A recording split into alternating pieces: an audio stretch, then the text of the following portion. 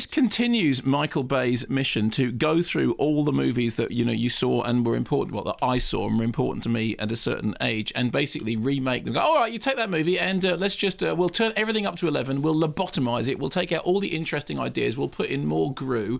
We will change the primary colour from whatever it was before to that kind of sickly green brown, which now constitutes the default colour for all horror remakes. I mean, it's really, really bothering me. I mean, if I see another sickly green brown horror movie, I am going to scream, and not in a good horror movie way. Anyway, the story, which I'm sure you will be familiar with, is there are a group of school kids who are having dreams about being stalked in their nightmares by a character that we all now know as Freddy Krueger. Obviously, from their point of view, none of the Nightmare movies kind of existed before, because they don't go, oh, look, it's Robert Englund. Being stalked by Freddy Krueger, who is chasing them through their dreams, and the only way to be safe from him is not to fall asleep. Here's a clip. Hey. Wow, you look like you haven't... Like I haven't slept in 3 days? Listen, maybe you should talk to somebody. I did. He thinks all my problems come from my past. We began going through my childhood, and that's when they started. When what started? These nightmares. Nightmares. So what, you can't sleep? I can sleep. I just don't want to. Okay, Dean, listen to me.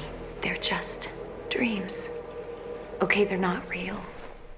The really important thing to say is this. In order to understand just why the new version of Nightmare on Elm Street is so rotten to the core, you have to understand what was important about the first Nightmare on Elm Street. I mean, I know it sounds like an obvious gag, but the whole thing with Nightmare on Elm Street is whatever you do, don't fall asleep. I saw Nightmare on Elm Street in the cinema, turned up quite loud, and I have to say I did have a little snooze for, a couple of minutes, because it was that boring.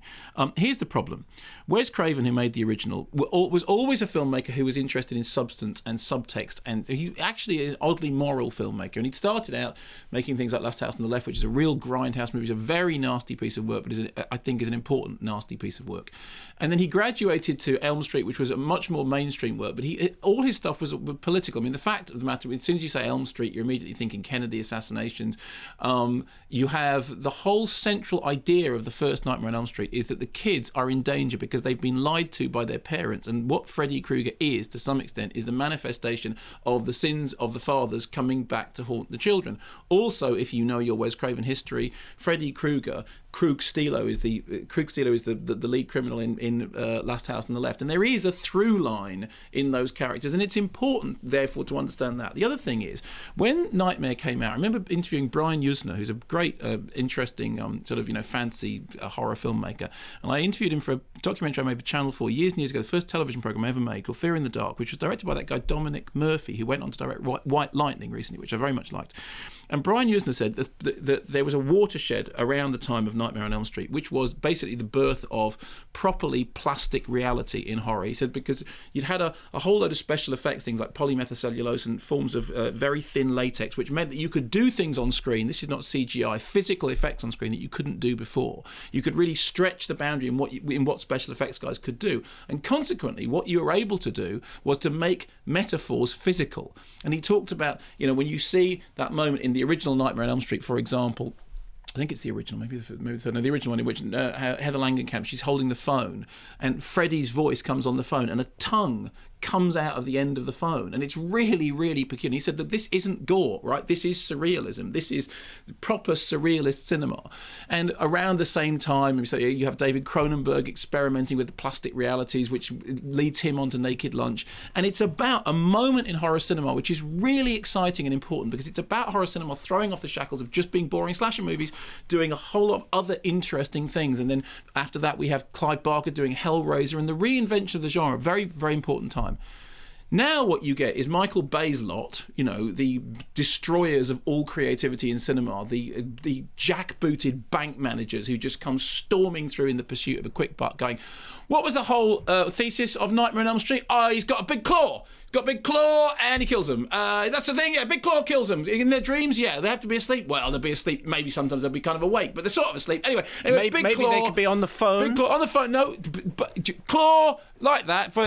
And It's just this horrible reductio ad absurdum of an idea, a film which wasn't about an idea, in which, although there was, there is a degree of gore in the first Nightmare on Elm Street, and it's really scary. Did you see the first Nightmare on Elm Street when it first came out? Not when it first came out. I interviewed Robert Englund shortly after. Oh, did you? Okay. Well, Robert Englund is a lovely, really, really lovely man, really sweet, lovely guy, as all horror filmmakers inevitably turn out to be. He was saying that he was worried about making any further films because of the new invention of video, and he'd been he'd been really upset that he'd been a kid had seen the film. No, he was going on, I think it was a school tour of America or something, and so many 12 and 13-year-olds had been to see this. He was thinking, I'm not sure I want to carry on doing this if 12-year-olds are going to see it. Anyway, I do remember him saying that. There was a Radio 1 interview, wasn't it? But he was, an intelligent guy and had some sense of, the possible impact of his work. Creepiest scene in the first Nightmare on Elm Street is the bit when in the dream, Freddy is walking down a corridor, and suddenly there's a vision of him with these really long arms.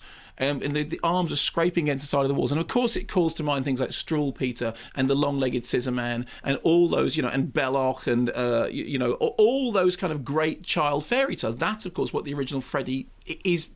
In this, there's none of that. There's none of the coherence. The backstory is completely messed up because they make a total pig's ear of Freddy commits this crime, but then the parents do something to him, and that's kind of what it's all about, because somehow it's not. It's about whether he did, and it's about the fact that it's the right. And they give you a whole bunch of backstory, which totally wrong, totally inappropriate, totally doesn't serve the story in any way whatsoever, just absolutely muddies the water of what the film is about. They lose all the proper surrealism. They restage a number of key moments in the original film, including the vortex of blood thing which happens in the first one, and yet somehow don't manage to get it as some kind of fantastical creation, but just make it into, as I said, from red to this sort of sickly green brown thing. It's nastier in all the wrong ways. It's boring and louder in all the wrong ways, and you get this central performance in which has none of that thing which Robert Englund had, which was the sense that actually this is an archetypal bogeyman,